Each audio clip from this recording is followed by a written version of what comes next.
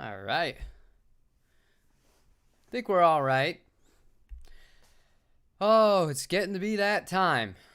Got a lot of rapping to do still. My kid got so much stuff from so many people. The problem is, old people like shopping at Target and places like that. I know I'm starting this off. Totally nothing to do with music, but I'm going to do this because it's on my mind. Old people like to send things from Target, and they'll just address it to my daughter. Nowhere in the package or on the package does it say who it's from. So it's been a bit of a cluster here trying to figure out who should get thanked for what and all that fun stuff. And, when you have a toddler running around, you can expect a lot of presents on top of that. So it's just like, oh, come on, at least include a note or something or a text telling you what we got. But the first world problems for sure. How are you guys doing today? If you're in the chat and everything is working okay, if the levels are okay, I have the microphone a lot closer than normal. So hopefully there's no complaints about the volume. I mean, we keep trying this and we keep getting it to clip or it's too quiet. There's like no in between here. So we're doing the best with what we got. And that's all there is to that. That's really bright, by the way. I'm going to turn that down a second. I suppose we can start off. There are two guitars here that have not been seen yet. I filmed a demo of one last night. If you're in the Discord, you would know what tomorrow's video is going to be about. And we have a third from Japan coming. It says Monday, but it's DHL, so I wouldn't be surprised if it shows up in 2022. Quite honestly, they really don't have their stuff together. But I'm excited about it. I have an interesting plan for one of the guitars, and hopefully it will make somebody very, very happy. But outside of that, I mean, when it comes to holiday shopping, I can say with confidence I did not go out more than once to buy anything for anybody else. Everything was done kind of online. Most of my family doesn't live here, and so it was pretty easy to just get for my wife and my daughter. But yeah, other than that, no, it was pretty normal for me. The shipping stuff has been terrible. And in case you sell any stuff or guitars or things like that, on the 26th, so Sunday, is when all the rates go up. Hey Oct, how's it going? Hey Max, I'm gonna take you up on that offer. If I ever go back up to the north, if I'm ever allowed to go back into the state of New York, I would love to play as loud as I can in a place like that, because you can't do that here. Like even today's demo, I did the guitar part today through the Mesa, and I'm in love with that amp. That's just, I'm not using any of the digital stuff if I don't have to with the demos from now on. But I mean, it's like 9 o'clock in the morning, and I'm blasting a tube amp. And I know that some people are home for the holidays, so it's like, oh, I hope I'm not pissing you guys off too much. But thankfully, I'm not the worst player in the world. So, not the best, but I'm not the worst, so it's not as terrible as an experience for my neighbors, I would assume. I haven't got any complaints. Hey, Mike, how's it going? I got your email. I gotta check. I gotta catch up. Yes. Oh, and you don't ever need to apologize about wife and children keeping things busy and occupied. There's nobody that understands that better than I do. Trust me. So how did you guys do? Did you get anything for yourselves? Did you buy anything that you're really excited to give to somebody else, more importantly? I like hearing about that more than the kind of selfish stuff, because I'm really excited about one thing I got my wife, but I'm not going to say what it is or even hint at it, because she doesn't watch all my videos, but the ones that I like, I'm like, if she watches that, whatever. She'll watch this and she'll know, so I'm not going to say that, but I'm very excited about that. Johnny, I doubt you're the worst player in the world. If neighbors complain, I will send them. I don't know, everyone's really, really, really cool here. It's not like other places that I've lived across the country. It's very mellow. Everyone kind of does their own thing as long as you're not obnoxious. There's nobody that really like parties. There's no like excessive bass, thank God. I don't know how people can do that anymore. That was one of the worst parts about living in San Diego. And Orlando too. Orlando was really bad with that. But I was in a college town. Just like when bass physically shakes your bed when you're still sleeping, there's nothing. That's a really shitty feeling. And I was hungover a lot of that time too, so not cool. I stuck in some Green Day for you, Johnny, for tomorrow. It was that kind of day. This is a very appropriate Green Day-ish guitar. Bounce house and outdoor window house. A bounce house. That sounds awesome. My kid loves that stuff, but she's way smaller than most of the other kids, so she kind of just like gets flung up in the air. It's amusing to watch, and she doesn't get hurt, so I can have a laugh at it. But yeah, it's interesting. It's like watching popcorn just kind of go flying all over the place. But that kid is freaking fearless, absolutely fearless. It's always fun taking her to those. Hey, Robbo.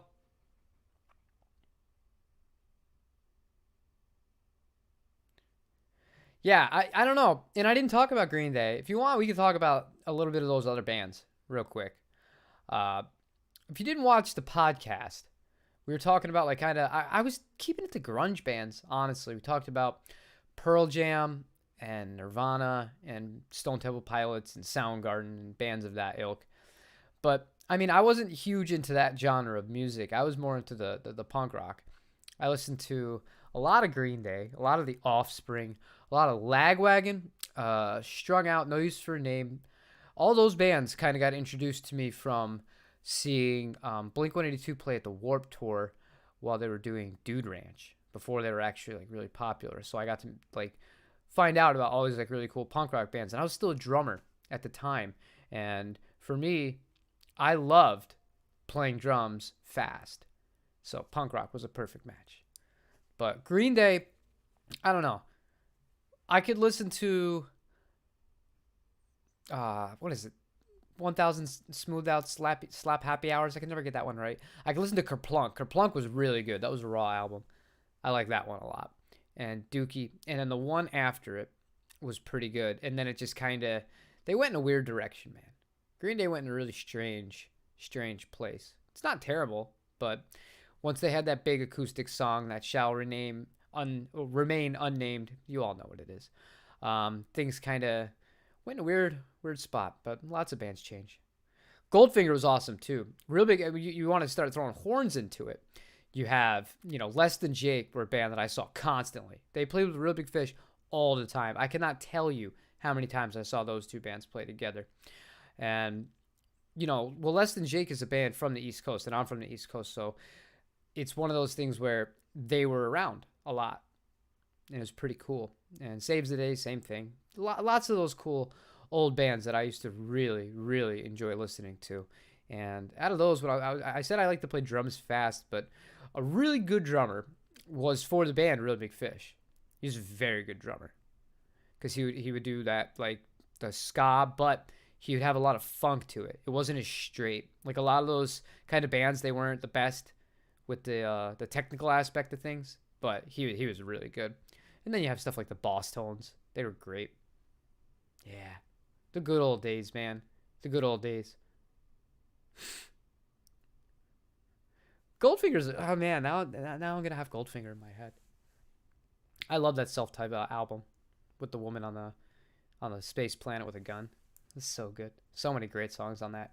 Reminds me of so many trips to Canada, trips to skate parks, all that fun stuff. Yeah.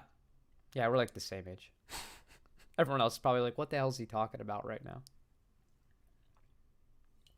But, no, I don't know. And then you had bands like Weezer. Weezer didn't age well at all. They kind of went in the opposite direction of some bands where, like, the older they get, they're still singing. Like, I don't know. Let me ask you guys. This is what our poll is going to be for today.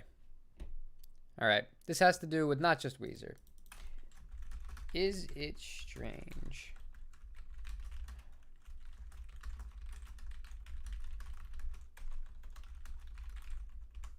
There we go. Okay. This is your question for the day. And I bring this up because they're not the only band that does this, but Blink 182, specifically Mark Hoppus, because Tom doesn't do this, and a bunch of other bands are all guilty of this. Do you think it is weird when somebody who's like 50 years old is still writing the majority of their songs about high school and like the prom and all that kind of stuff. Because I think it's freaking creepy.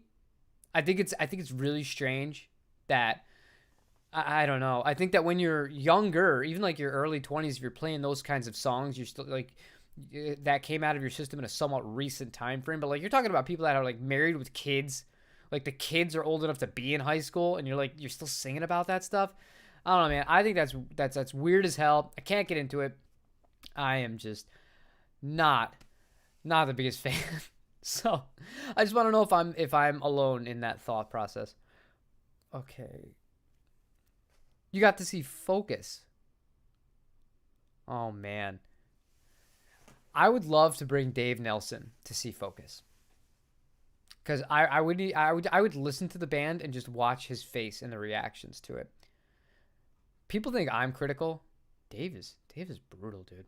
That guy doesn't like anything. I don't care what he says. He doesn't like anything. And for whatever reason, like it amuses me to see that because he could have like the most perfect thing in front of him and he'll still find a way to pick it apart. He's just one of those people. I don't know. I find it very, very entertaining to be around somebody like Dave Nelson. It kind of makes me feel like, oh, you're a lot more positive than you give yourself credit for. And yeah, so when it comes to that, you guys are actually able to go and see people now. That's really good. One of the people in the Discord is saying that everything is re-shut down where they live again, and no bars, no restaurants. Well, no bars and some pubs, depending, and all music is canceled. It's just like I feel so bad for everybody involved with this. It just sucks. This is such a crappy situation. And another venue that I used to love closed. They didn't make it through all this. So I'll never get to go play there again. That really, it's out of their hands. There's nothing you can do about it. But yeah, it all gets forgotten and thrown into the wind, right? Uh, I'll try not to dive too much into my thoughts on that. I think it's pretty obvious what my thoughts are on that, but sometimes it's best not to say the quiet part out loud. So I'll leave it at that. But no, this Mesa amp, Bob. Bob is one of my favorite people. Bob has been watching this channel. He's an older guy, and he's been watching this channel for a long time. And he's very particular. He likes a lot of the classic stuff. He'll mainly comment if I'm doing something with a traditional style Fender or a traditional style Gibson or something like that. He doesn't give a shit about Harley Benton. He doesn't give a shit about this digital stuff. Good for him. He sticks to his guns. He's so impressed with the Mesa amp that he's like it could hang with the Fenders, and I completely agree with that. I cannot believe how good this amp is. I'm so happy I picked this amp instead of one of the three other amps that we were talking about, because this one genuinely covers all the bases. The fact that you can go from that Fender traditional clean tone to that push tone into a nice drive, and you only need to be around like 9 o'clock on the gain on the vintage side to get like what I would normally use. It's still really good. And then all the way to crazy over the top modern distortion, all at reasonable volume levels and really high fidelity with a great speaker, well built, tube driven effects loop, tube driven spring reverb. This amp is severely underrated. I almost never see anybody praising this amp, and I can't figure out why. Maybe it's because people associate Mesa with that new metal and that rock and all that kind of stuff, but I don't know. I guess they've been doing a better job. The Fillmores are pretty cool, but I don't know. If I wanted something like that, I'd go for a regular Fender amp. I want something with the versatility. And this thing, if you're in the market for an amp that genuinely will do it all outside of like Voxy tones or a tremolo, then it is hard to beat. Really hard to beat. You just booked Tipex. We're just hoping it goes. Yeah, that's all you can do. You can't do anything about it. I'm very fortunate for where I'm at right now. We could still go play whenever we want, wherever we want, with no restrictions whatsoever. And it's nice. It's a godsend.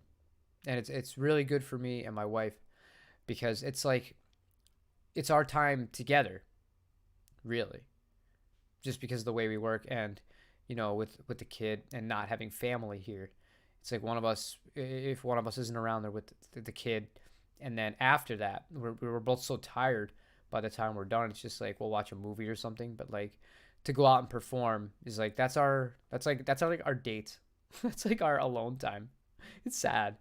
It's sad, but it's really good for that. And then make a few bucks, make some people happy. And people here are really really cool. I have to say that. I really like the people that we've met in Fort Myers outside of driving here.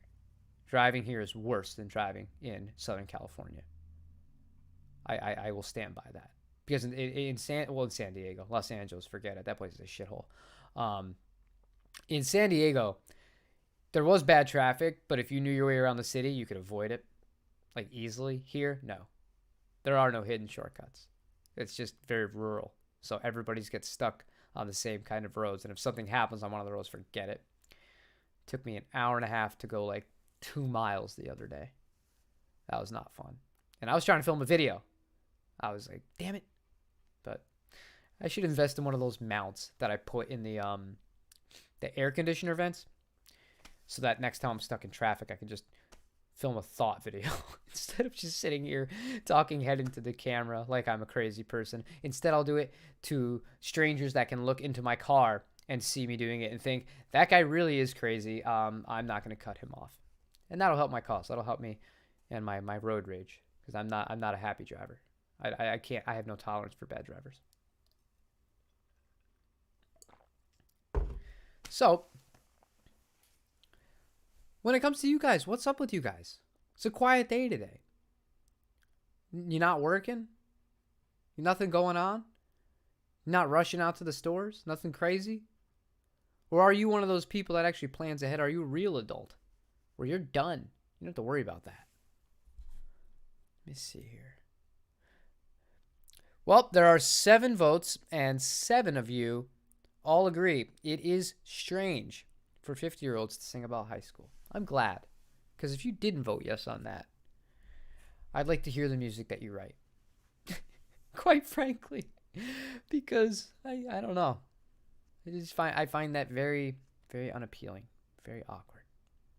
So, lunch break. Beautiful. Beautiful. I appreciate that you're spending your time here. I'm just rambling today. Today's totally free form. Just because it's been a whirlwind of things. I've had a new pedal that I wanted to film a demo on. I've had this thing since I got the D'Angelico.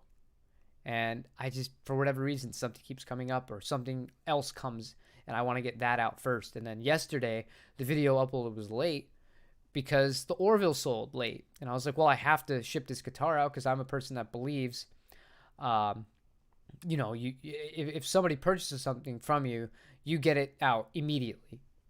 Like you don't sit around for a few days holding on to somebody else's thing. Once they've paid for it, it's theirs. So it was my responsibility to do what I needed to do, that last video with it, and then ship it out. So I had to work on that. That was an interesting video, by the way.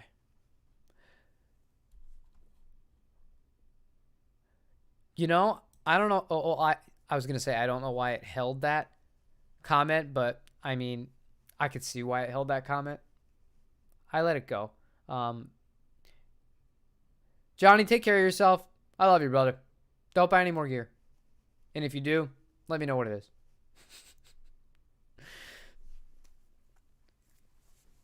And check out the Green Day for tomorrow. But, yeah.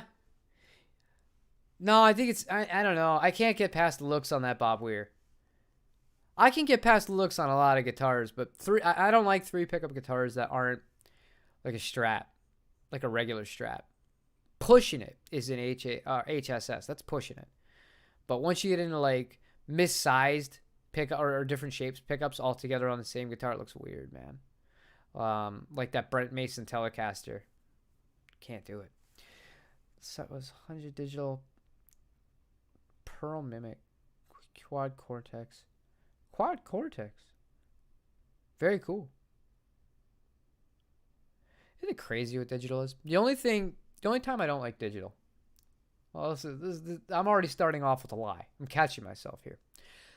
The thing I dislike the most about digital, and something that I don't know if you guys have noticed this. I think I'm the only person that does YouTube that refuses to use digital drums in any capacity for any demo, for anything ever. I won't do it. I can't stand them.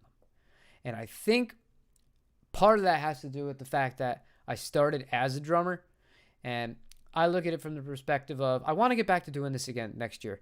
There was like a month in a row where when I was doing product demos, I was making enough time that I was writing a quick, like 1.5 minute song with every instrument to kind of show what the pedal or the guitars sounded like.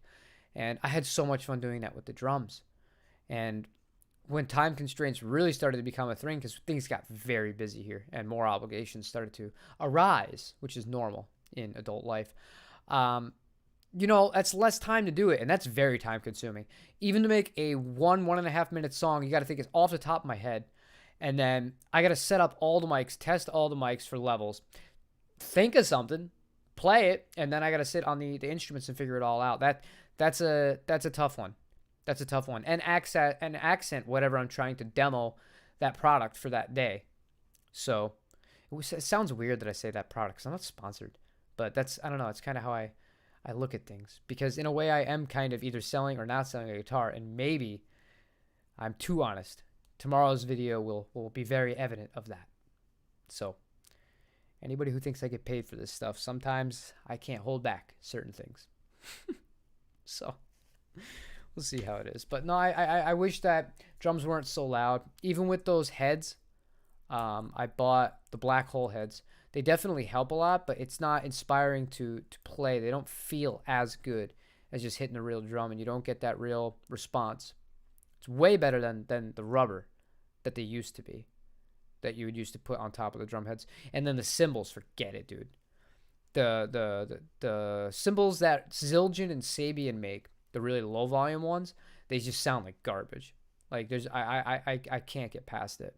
It's good for physical muscle memory and physical practice, but as far as like the tone of it, you could never use that in a demo. It would sound just atrocious. At that point, you might as well use digital. It's gonna sound better than that. And yeah, I mean it's like $300-400 for something that doesn't sound good. So my choices are play all the drums as loud as I can, or just don't play drums at all.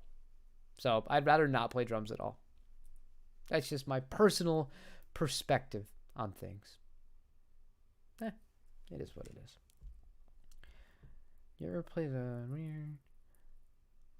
Spoke Tickets?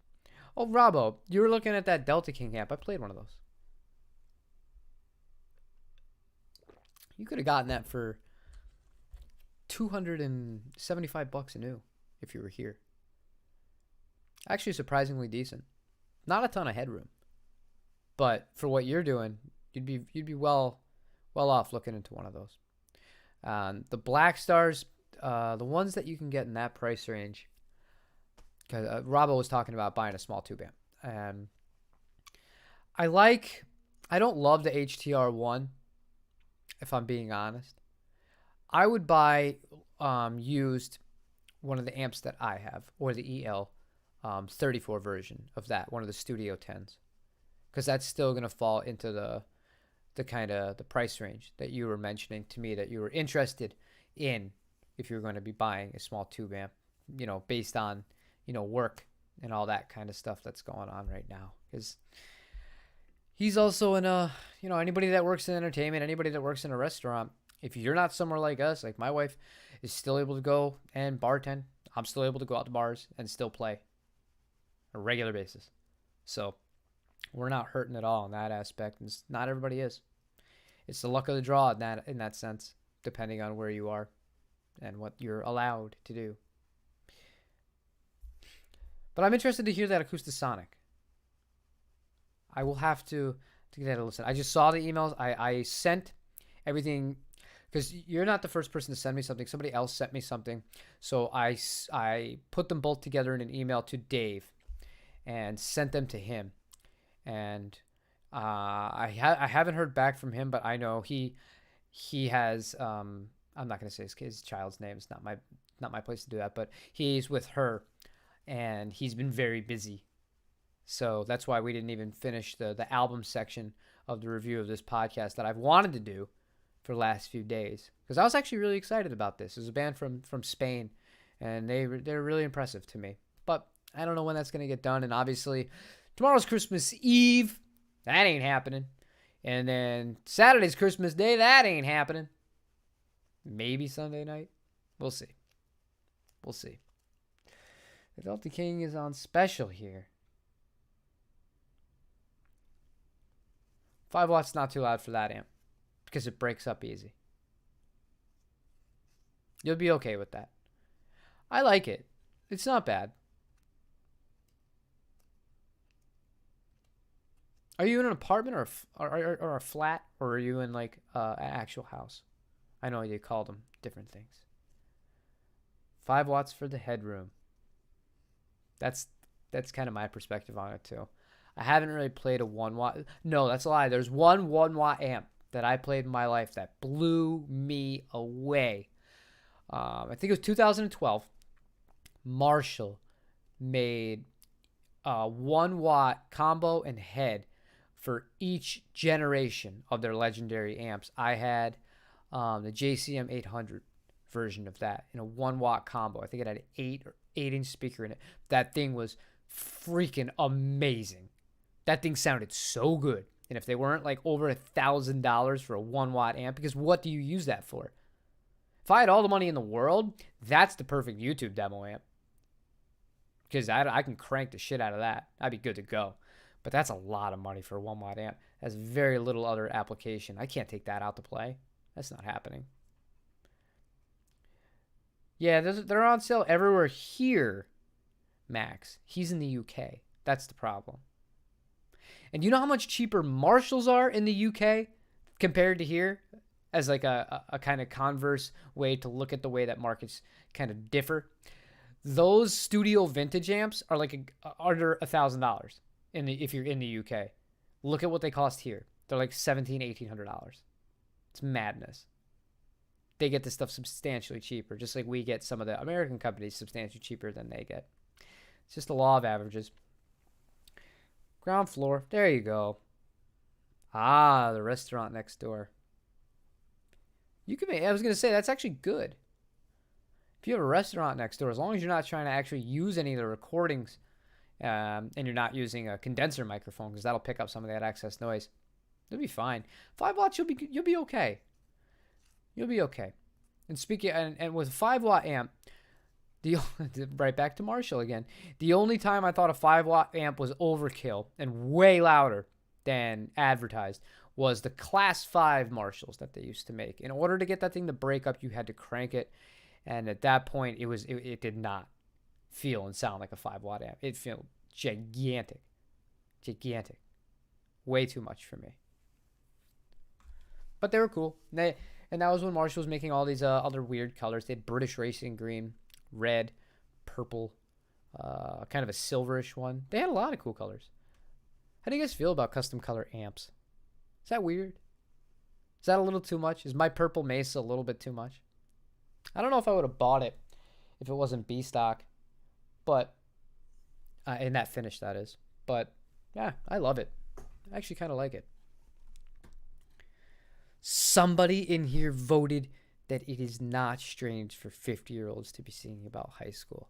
Now, I just want to know why. Why do you believe that? You're entitled to your opinion. I'm just curious. And if you don't want to type it, I understand. But I would love to see the rational argument for it. I didn't expect that. That's interesting. Okay. I had a Blue Vox AC4 that I loved. I sold that to a buddy of mine. Okay. I also gave this guy a guitar for Christmas. I gave him an EC256 ESP LTD guitar for Christmas. He wanted to learn how to play guitar again. It was many years ago. So I gave him that, and I ended up selling him that Vox amp for $100. He doesn't play anymore. So both of them just sit there in a closet. He plays with a 3D printer, and then when he's not playing with the 3D printer, he's playing video games. A waste. A waste. And now I look at the AC force. Let's see how much this costs. Let's bring it up. Let's bring it up. Okay. Load this guy. Window capture. No, that's not what we want. We want Chrome. Oh, that was right. Oh my god, it actually was right. There we go. You gonna show it or? No, that's not right. Apologies. Avid. Sorry, I know it's weird to look inside of my face. Okay, good. Okay, let's go. So, Vox AC Force. What do these things sell for nowadays? Well, that's a... They're $500 amps in a regular color. AC4 TVs.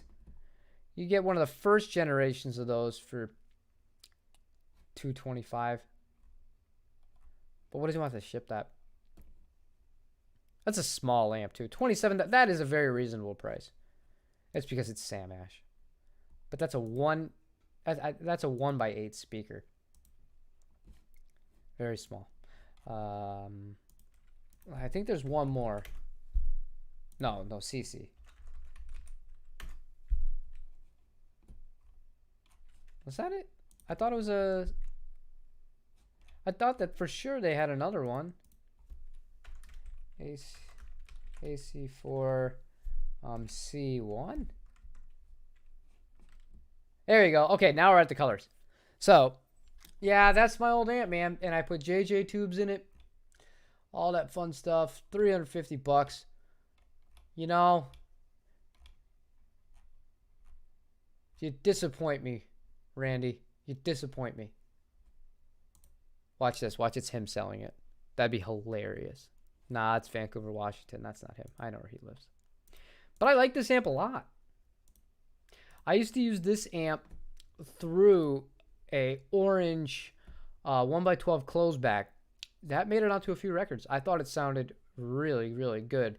That amp with the gain at about 12 with a full drive 2 on the regular channel, not the boost channel, was Vox perfection. Vox perfection for drive on a serious budget. I really enjoyed that. There's only one other blue one. Look at that. $425. I didn't like it that much. Really wish I didn't give that thing away for $100. And that guitar. Not that I need it. Not that I really need either of those things. I just made a boo-boo. All right, there you go. So yeah, no, I like those. I like those a lot. Have the AC10. No, the AC10 is pretty good. I just wish the thing about the AC10, I wish it had a real reverb in it. That's all. I don't like the digital reverb, but outside of that, it's a really quality amp. Unless you're Bruce Springsteen singing Glory Days, it's creepy. Sorry. Not that I'm a fan of Springsteen. Yeah, I don't like Bruce Springsteen. But I kind of get what you're saying. I mean, it's one thing if you're old and you're singing songs that you wrote that were huge hits years ago, like when it was more appropriate. But I'm talking about, like, if you are 50 years old, you do have a family, you have kids that are old enough to be in high school, and you're actively writing new material based around high school, I think that's freaking weird. That's just my stance on it. You are free to disagree with me. I was a bassist in a pop punk band. Nice. Use the Vox. You put 2 grunge pedals in it for gain and plugged it into my brother's. There you go. Vox and Orange, they work together really well. Head and cab. They do. Pop punk band. I was in a pop punk band once. That was a... I've never gotten into that band story. That was my first like real band. I don't know if I want to go down that rabbit hole right now. But that was long before I ever picked up a guitar. I was still just a drummer. Just the drummer.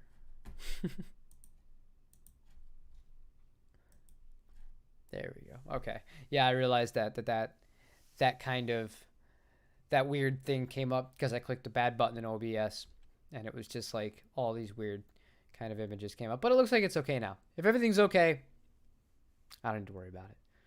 Yeah, I don't. That's just how I am with the reverb, man. It's like I don't use the reverb. There's only one reverb that's convincing to me. That's not a tube-driven reverb, and that is the Strymon Flint. I think that is the best pedal money can buy if you just want to emulate a classic Fender amp and you have headroom, because it gives you so many options with the tremolo and the spring reverb on that is as good as you will ever hear from a digital recreation, period. I've tried all the Line 6 stuff. It's okay. Tried digital reverbs in amps. Like I had a Fender amp, the Bassbreaker 30R with a reverb. It was okay. Blackstar, okay. Even the I had a Holy Grail, the Electro Harmonics pedal. It's all right, but no, the only one I was just like, oh, that fools me. That's how close it is the Flint. It's an expensive pedal for just reverb and tremolo, but well worth it, in my humble opinion. Absolutely knockout. That thing costs as much as the amp almost, though. So, I guess if you had something like a Tone King, like a Gremlin that doesn't come with anything, I don't think that one does, then that would be a really good kind of way to fill that amp out. I know the Falcon Grande comes with tremolo, I believe, but I'm not so sure about the lower ones. Got to go. Happy holidays to you too. I hope I get an SG. If I get an SG, you will see I will literally fire up a live stream and we will destroy it. If it snowed here, you would see me build a snowman out of an SG, and I would just leave it in the front yard. But it doesn't snow here, so we'd have to find something creative to do with it. But I would not play it. That's not happening. Nobody buys me things like that. But I appreciate it. I hope you all have. I hope you have a great holiday too. It's always nice to see you guys around here. I love seeing the regulars. It's one of those things. And this is an odd day. I realize that. This is an odd stream because it's not really focused. I'm all over the place right now with, everything going on. It's 2 days before Christmas. I got a 4-year-old. So, yeah. But I'm very proud of myself. I managed to get this guitar demo tomorrow done with a new brand. So that's, yeah. And this brand is a brand that you can get in America. You don't have to import it. It comes from it's not made in America. But you can get it on Amazon, if that gives you a hint. So it's not like the Harley Benton stuff. And I guess I'll close it out with this. I saw somebody... I'm going to clarify this, because then the person on the gear page actually thought I was being aggressive when... If he had heard me say it the way that, I was thinking it, I'm very matter of fact. And he was complaining that the prices of shipping from Tolman went up from $60 to $80 and that he couldn't get past that on a purchase. And I said, that is a cop-out, because to me that is a major cop-out. And we were starting to talk about like how much shipping actually has gone up for people. And basically the culmination of this, I showed him the quote that I showed you guys a while ago of how much it would cost for me to ship a guitar from here to Europe.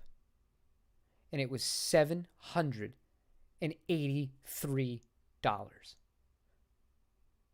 Yeah.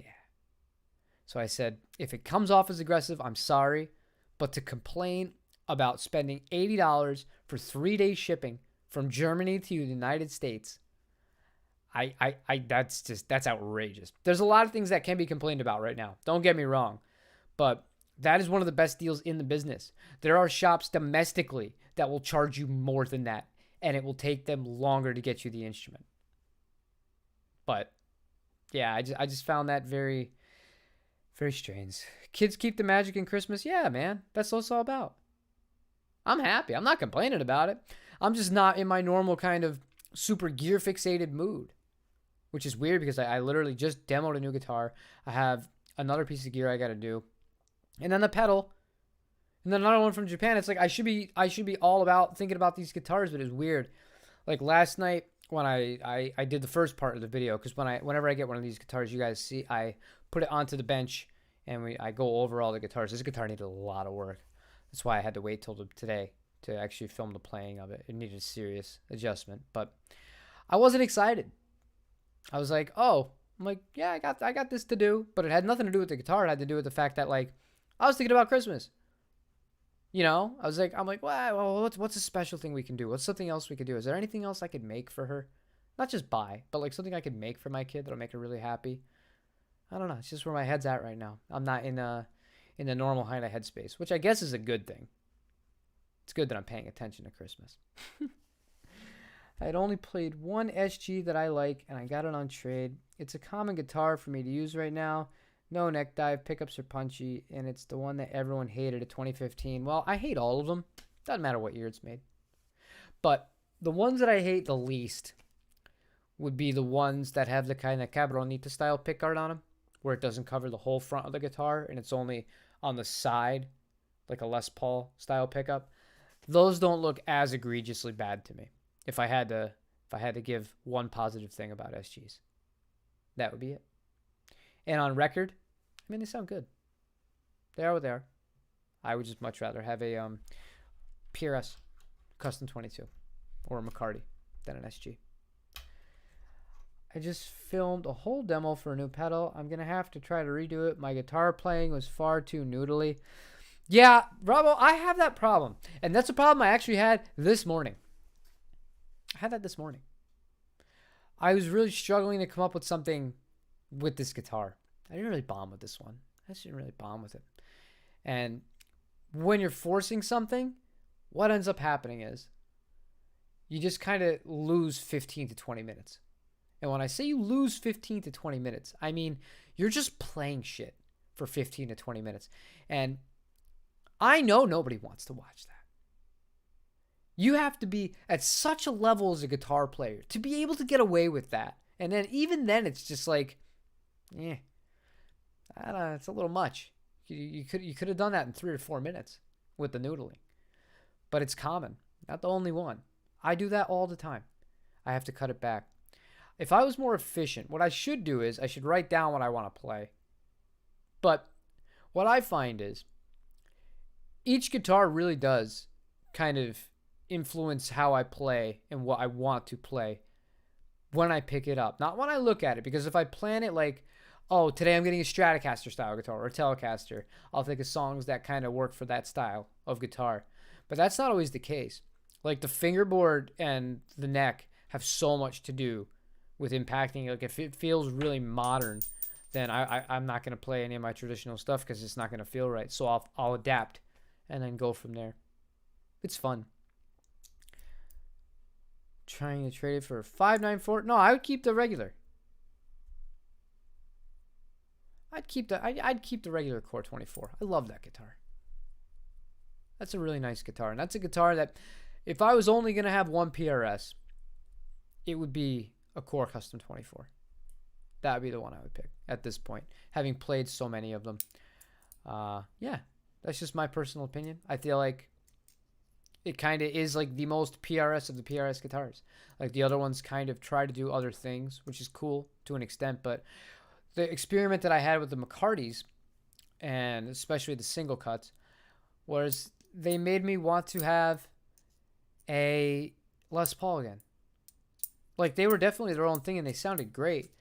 But when you hold an instrument that like kind of, I don't know, it just screams like, oh, I could play Les Paul-y kind of stuff on it, and you can, but it's not the same vibe. Whereas the Custom 24, there's been a lot of people that emulate that guitar after the fact, but PRS, that's like the PRS guitar. That one and the Bella is a guitar I'd like to have one day. It's like the perfect mix between a Gibson and a Telecaster. Very underrated model, in my humble opinion. My wife says, stop doing that and play a song. Yeah. My wife doesn't even do that anymore. She just puts in her earbuds. I'm like, did you hear what I just played? Because sometimes I'll be like, oh, I came up with something really cool. And I'll think maybe that she'll hear it. And she'll be like, oh, well, I could write something to that. No. She didn't hear a damn thing I played. She put it in her headphones.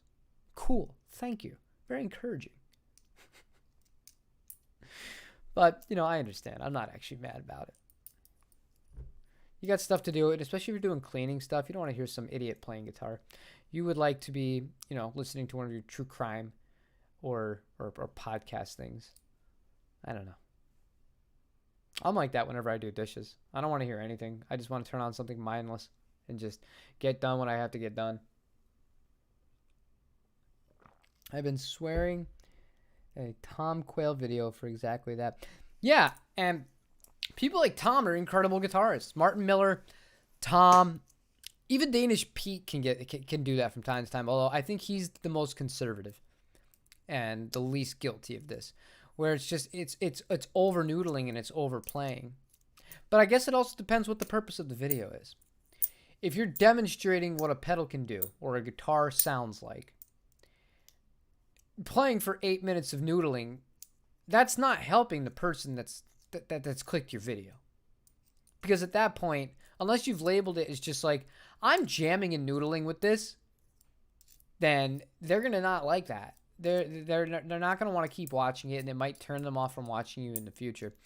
But I don't know. It's also kind of boring to like run through every setting of everything and do it very by the book. So it's finding that little compromise where you can get somebody interested enough where they'll listen to some of your noodling for like a minute maybe, but then the rest of it's kind of structured. I think that's the good middle ground to find.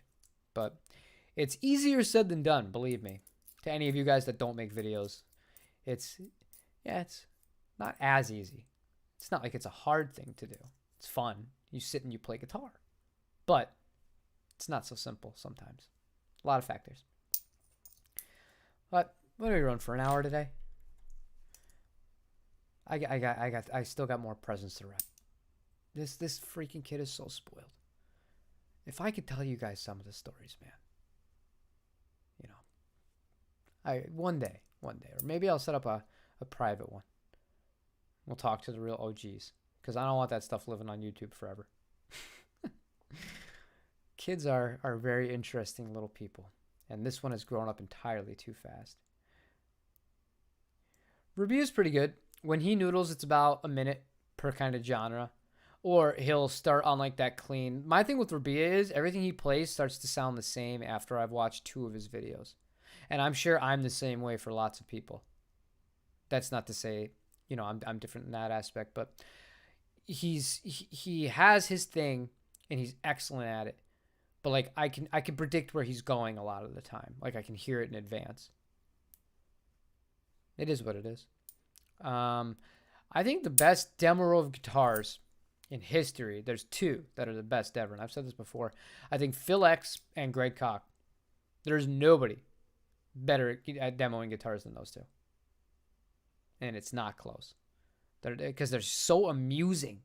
Like, they could play the same riffs in every single video. And Greg does play like a few staple riffs in each one. But like, they're so amusing as people, and they're so passionate and so just entertaining that I could watch those 2 demo guitars all day. I wish Phil still did. Those are the good days when Fretted Americana was a thing, and he was playing all these crazy guitars I could never afford. Vintage Fenders and Gibsons. Really cool. Santa Monica. Man, I haven't been up there in a long time. Hope you're doing well, Dave. Hope you're doing well. My buddy, who I did a record with, he has a place in Newport, Manhattan Beach, and he's saying it's getting a little wild up there. A little lawlessness going on in the greater Los Angeles area. Although he said in Manhattan Beach it's not as bad, but whenever he goes into the city area or West Hollywood or stuff like that, it becomes a disaster. Everyone had a flavor, and it's best to switch between people when listening to demos. Yes. Danish Pete is a great player, man. I like that guy. I like him. He's one of my favorites. And I don't watch a ton of them. I know that there's a few that people recommend to me, but I don't know. I would rather not do that, because then I end up kind of like copying what they're doing unintentionally, or falling into a trend line. I don't want to do that. I like keeping things kind of on my own. Yes. What is your question, good sir, Mr. David? Anybody can ask a question at any time, as long as you vote in the poll. Oh my God, another person said no, or is that another 2 people that said no? You guys, I am real worried about you. I'm real worried about you. I guess I worded that weird. I should have said still right about high school, not sing. Because there's a significant difference, and Max made that point. If you're singing songs that you wrote at the time, I don't think that's weird. If you're actively still writing about it, I think it's hella weird. Oh, I just said hella. I am from the 90s. Well, I'm from the 80s, but I grew up learning all that slang from the 90s. So I'm interested. I mean, you said you're going to ask a question. I got to see what it is. And then probably after that, I am going to finish up the Christmas stuff for the day. So I got a lot to do. But I will patiently wait and answer to the best of my ability. I don't know. My curiosity is piqued here, you guys. But I'll tell you, while I'm waiting for David here, the pedal that I haven't demoed yet, that I've been playing with, that I've actually found a good space for, is the Earthquaker Devices Astral Destiny. It's not a pedal that I would have normally liked. And I think what I'm going to do is, instead of just doing like a generic kind of demo of that, I'm going to look at it from a perspective of how I'm doing it. Ooh, hold on. That's really good. First of all, you, sir, are not that important. Not you, the phone. He has the same strat as me. May need to sell it. I think it needs a refret. Would you suggest that those tiny vintage frets were the original? Those were the original. I would do original. With a JV Strat and anything that's a time machine guitar, especially if you're looking to sell this thing, you got to get it to as close as it was from the factory. You put modern frets on that thing. First of all, you already realize you're taking a hit by refretting it, but you will minimize the damage big time if you refret it with those narrow old school frets versus if you modernize that guitar. That's just the truth. That's just the fact of doing business. Because I have seen JVs with refrets of very modern frets, and I saw them sell for substantially less than they should have because of that refret. But I've also seen ones that held a little bit more value because of that. Those guitars got played, and those guitars got played for good reason. If you've had one, you would understand. It's unfortunate you have to sell it. I would be doing whatever I could to keep that guitar. I would be, because you can't rebuy that guitar. And that's one thing I've learned. I have no problem moving guitars. You guys see. I buy and sell lots of guitars all the time. It seems like it's a rotating door, minus that pink Jag that's not going anywhere for my kid, and a few other guitars. I have no problem getting rid of most guitars. But my rule of, after doing this for so long, if I can't easily replace that guitar at some point, I have to seriously consider it now. Because there's been a few that I've sold and I can't rebuy them. And if I ever wanted to, I would pay out of the nose for it just because the supply is so limited. Which finish did you have yours in? That's the last thing I'll ask. I'm going to go with the Candy Apple Red. If I had to guess. I don't know why. I'm feeling a Candy Apple Red JV today. Let me know. I saw a black one come up for sale.